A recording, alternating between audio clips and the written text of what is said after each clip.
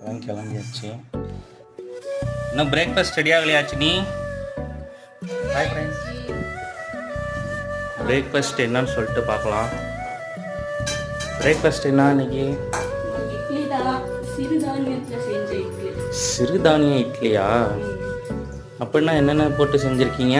கருப்பு கவுனி அரிசி, ஆ சாமை, ஆ வரகரிசி. ஆ நல்லா ஹெல்த்தியான டிஃபன் தான் இன்னைக்கு. ஓ சூப்பர் சூப்பர். சாப்பிடலாம் வாங்க. சாப்பிடலாமா? வாவ், என்ன இது கலராக இருக்குது?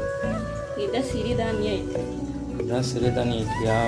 சரி வாங்க எப்படி இருக்குன்னு சொல்லிட்டு டேஸ்ட் பண்ணி பார்க்கலாம். அப்படியே திரும்ப